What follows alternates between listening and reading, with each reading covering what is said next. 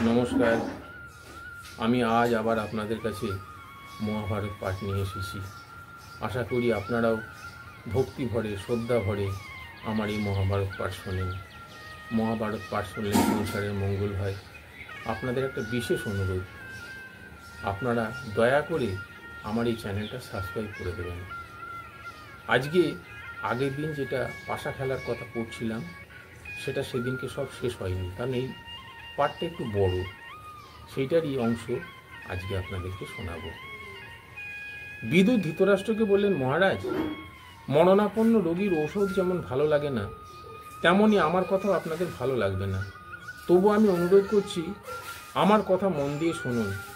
এই পাপী দুর্যোধন জন্মগ্রহণ করে গর্ধবের মতো শব্দ করেছিল। এই কুলক্ষণযুক্ত সন্তান কুরুবংশের নাশের কারণ হবে। কুলের এই কলঙ্ক আপনার গৃহে বাস করে, কিন্তু মোহবশত আপনার তা জানা নেই। আমি আপনাকে নীতির কথা জানাচ্ছি। মাতাল যখন মদ খেয়ে মদোন্মত্ত হয়, তখন তার নিজের কোনো হুঁশ থাকে না। তখন সে নেশাগ্রস্ত অবস্থায় জলে পড়ে মরছে কি মাটিতে পড়ে মরছে তা জানে না। দুর্যোধনও তেমনই জুয়ার নেশায় এত উন্মত্ত হয়ে উঠেছে যে সে বুঝতে পারছে না পাণ্ডবদের সঙ্গে কলহ বিবাদের ফলে তার কি ভীষণ দুর্দশা হবে। একজন ভোজবংশীয় রাজা পুরবাসীদের মঙ্গলের জন্য নিজ পুত্রকে পরিত্যাগ করেছিলেন। ভোজবংশীয়রা দুরাত্মা কংসকে পরিত্যাগ করেছিলেন এবং ভগবান শ্রীকৃষ্ণ তাকে বধ করায় তাঁরা শান্তি পেয়েছিলেন। রাজন, আপনি অর্জুনকে আদেশ দিন যে সে পাপী দুর্যোধনকে শায়েস্তা করুক। একে শাস্তি দিলেই কুরুবংশের লোকেরা বহু বছর সুখে থাকবে। কাক অথবা গর্ধবের সমান দুর্যোধনকে পরিত্যাগ করে ময়ূর অথবা সিংহের ন্যায় পাণ্ডবদের আপনার কাছে রাখুন। এই একটিই পথ রয়েছে যাতে ভবিষ্যতে দুর্ভোগ না হয়। শাস্ত্রে স্পষ্ট ভাষায় লেখা আছে যে কুলরক্ষার জন্য একটি ব্যক্তিকে, গ্রাম রক্ষার জন্য একটি কুলকে, দেশ রক্ষার জন্য একটি গ্রামকে এবং আত্মরক্ষার জন্য দেশকে পরিত্যাগ করা উচিত।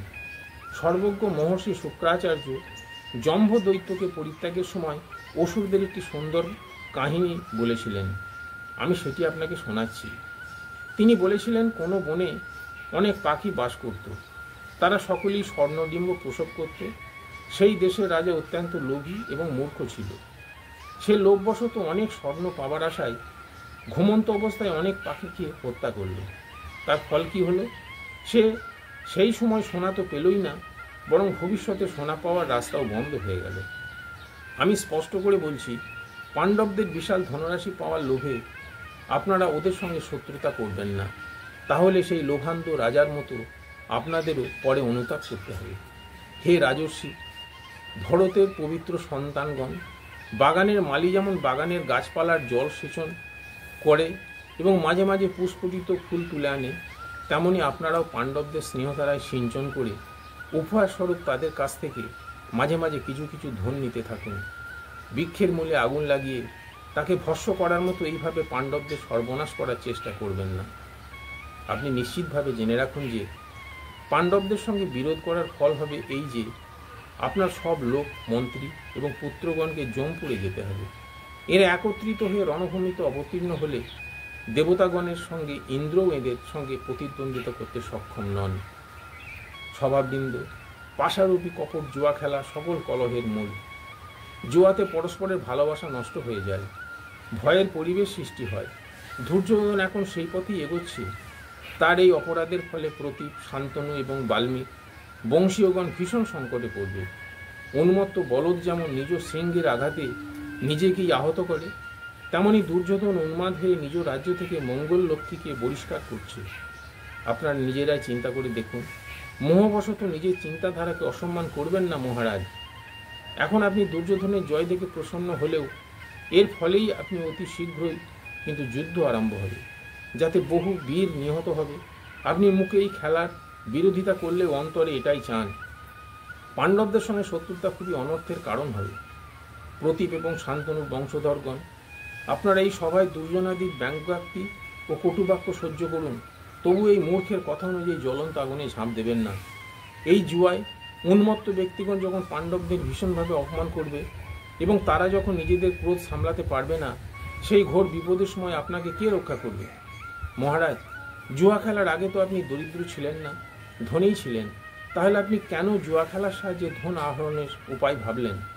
আপনি যদি পাণ্ডবদের ধনরাশি জিতেও যান, তাতে আপনার কী লাভ হবে? পাণ্ডবদের ধনসম্পদ নয়, পাণ্ডবদেরই আপনি আপন করে নিন, তাহলে তাদের সম্পত্তি সহজেই আপনার হয়ে যাবে। আমি এই পাহাড় নিবাসী শকুনির দূত কৌশলে অপরিচিত নই।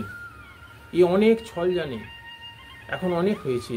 ও যে পথে এগোচ্ছে সেই পথেই বিদায় করুন। পাণ্ডবদের সঙ্গে যুদ্ধ বিগ্রহ করার কথা চিন্তা করবেন না। দুর্যোধন বললেন, বিদুর, এ কি ব্যাপার? আপনি সর্বদা শত্রুর প্রশংসা আর আমাদের নিন্দা করেন। নিজ প্রভুর নিন্দা করা অকৃতজ্ঞতা। আপনার জিভই আপনার মনের কথা বলছে। আপনি মনে মনে আমাদের বিরোধী। আপনি আমাদের কাছে কোলে সাপ নিয়ে থাকার মতো, পালনকারীকে দংশনে উদ্যত। এর থেকে বড় পাপ আর কি হতে? আপনার কি পাপের ভয় নেই? আপনি জেনে রাখুন, আমার যা ইচ্ছা তাই করতে পারি। আমার অসম্মান করবেন না এবং কটুবাক্য বলবেন না। আমি কবে আপনার কাছে নিজের হিতের কথা জানতে চেয়েছি? অনেক সহ্য করেছি, সীমা পার হয়ে গেছে, আর আমাকে দোষ দেবেন না। সংসারে শাসন করার জন্য একজনই থাকেন, দুজন নয়। তিনি মাতৃগর্ভে সন্তানকেও শাসন করেন। আমি তার শাসন অনুসারী কাজ করছি। মাঝখানে আপনি আস্ফলন করে শত্রু হবেন না। আমার কাজে হস্তক্ষেপ করবেন না। জ্বলন্ত অগ্নিতে আহুতি দিয়ে সরে যেতে হয়, না হলে তার ভরসাবশেষও খুঁজে পাওয়া যায় না। আপনার মতো শত্রুপক্ষের লোককে কাছে রাখা ঠিক নয়। অতএব আপনি যেখানে খুশি যেতে পারেন, এখানে আপনাকে আর কোনো প্রয়োজন নেই। বিদুর বললেন, দুর্যোধন, ভালো মন্দ সবেতেই তুমি মিষ্ট বাক্য শুনতে চাও। আরে, তাহলে তোমাকে নারীদের অথবা মূর্খদের পরামর্শ নিতে হবে। দেখো, মিষ্টি কথা বলা পাপী ব্যক্তিদের সংখ্যা কিছু কম নেই, কিন্তু এরকম লোকের সংখ্যা অনেক কম যারা অপ্রিয় অথচ হিতকারী কথা বলে বা শোনে। যে ব্যক্তি নিজ প্রভুর প্রিয় অপ্রিয় খেয়াল না করে ধর্মে অটল থাকে এবং অপ্রিয় হলে হিতকারী কথা বলে, সেই রাজার প্রকৃত সহায়ক। দেখো, ক্রোধ হলো এক তীক্ষ্ণ জ্বালা। এটি সকল রোগের উৎস, কীর্তিনাশক এবং বিপত্তি কারক। সৎ ব্যক্তিরা একে দমন করতে পারে, দুর্জনেরা নয়। তুমি এটি দমন করো এবং শান্তি লাভ করো। আমি সর্বদা ধৃতরাষ্ট্র এবং তার পুত্রদের ধন ও যশবৃদ্ধি কামনা করি। এখন তোমার যে ইচ্ছা তাই করো। আমি তোমাকে দূর থেকে নমস্কার করছি। এই বলে বিদুর মৌন হয়ে গেলেন।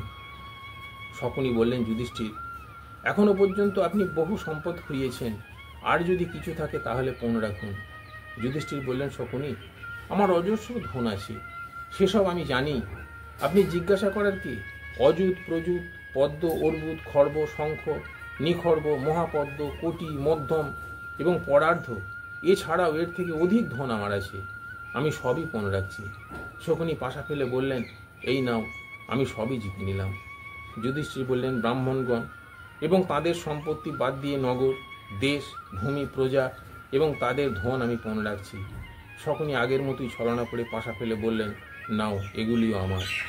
তখন যুধিষ্ঠির বললেন, যার চোখ রক্তবর্ণ, সিংহস্কন্দ শ্যামবর্ণের নবযুক্ত, সেই নকুলকে, আমার প্রিয় ভাই নকুলকে আমি পণ রাখলাম। শকুনি বললেন, আচ্ছা, প্রিয় ভাই রাজকুমার নকুলও আমার অধীন হলো। যুধিষ্ঠির বললেন, আমার ভাই সহদেব ধর্মের ব্যবস্থাপক, তাকে সকলেই পণ্ডিত বলে থাকে। সে কখনোই পণ রাখার যোগ্য নয়, তবু আমি তাকেই পণ রাখছি। শকুনি আগের মতোই সহদেবকেও জিতে নিলেন। যুধিষ্ঠির বললেন, আমার প্রতাপশালী বীর ও সংগ্রাম বিজয়ী ভাই অর্জুনও পণ রাখার যোগ্য নয়, কিন্তু আমি তাকেও পণ রাখছি। শকুনি পুনরায় ছলনা করে পাশা ফেলে তাঁর জয় ঘোষণা করলেন। যুধিষ্ঠির বললেন, ভীমসেন আমাদের সেনাপতি, অনুপম বলশালী, সিংহের ন্যায় স্কন্ধ, গদা যুদ্ধে পারদর্শী, সর্বদা শত্রুদের সন্ত্রস্ত রাখে, তাকেও পণ রাখার যোগ্য বলে মনে করি না। তবুও এবার আমি তাকেই পণ রাখলাম। শকুনি এবারও তাঁর জয় ঘোষণা করলেন। যুধিষ্ঠির বললেন, আমি সর্বজ্যেষ্ঠ এবং সবার প্রিয় ভাই, আমি নিজেকে পণ রাখছি। যদি হেরে যাই তাহলে তোমার সেবা করব। শকুনি এই জিতলাম বলে পাশা ফেলে নিজের জয় হয়েছে জানালেন। শকুনি ধর্মরাজকে বললেন, রাজন, আপনি জুয়ায় নিজেকে হারিয়ে বড় অন্যায় করেছেন, কারণ অন্য ধন থাকতে নিজেকে হারানো অন্যায়। এখনও বাজি রাখার জন্য আপনার প্রিয়া দ্রৌপদী বাকি আছে, আপনি তাকে পণ রেখে এবার বাজি জিতে নিন। যুধিষ্ঠির বললেন, শকুনি, দ্রৌপদী সুশীলতা, অনুকূলতা, প্রিয়বাদিতা ইত্যাদি গুণে পরিপূর্ণ। তিনি সর্বশেষ নিদ্রা যান সর্বাগ্রে জাগেন, সর্বকর্মের খেয়াল রাখেন। হ্যাঁ, আমি এখন সেই সর্বাঙ্গ সুন্দরী লাবণ্যময়ী দ্রৌপদীকে ফোন রাখছি, যদিও এতে আমার ভীষণ কষ্ট হচ্ছে। যুধিষ্ঠিরের কথা শুনে চতুর্দিক থেকে ধিক্কার ধ্বনি শোনা গেল। সমস্ত সভা ক্ষুব্ধ হয়ে উঠল। সভ্য রাজারা শোকমগ্ন হলেন। ভীষ্ম, দ্রোণ, কৃপাচার্য প্রমুখ মহাত্মাদের শরীর ঘামে ভিজে উঠল। বিদুর মাথায় হাত দিয়ে দীর্ঘশ্বাস ফেলে মাথা নিচু করে বসলেন। ধৃতরাষ্ট্র হর্ষোৎফুল্ল হয়ে উঠলেন। তিনি বারবার জিজ্ঞাসা করতে লাগলেন, আমরা কি জিতে গেছি? দুঃশাসন, কর্ণ ইত্যাদি খল ব্যক্তিরা হাসতে লাগলো, কিন্তু সভাসদদের চোখ দিয়ে অশ্রুধারা পড়ছিল। দুষ্টতা সকলই বিজয় উল্লাসে মত্ত হয়ে এই নিয়ে নিলাম বলে ছলনা করে পাশা ফেলে নিজের জয় ঘোষণা করলেন। নমস্কার।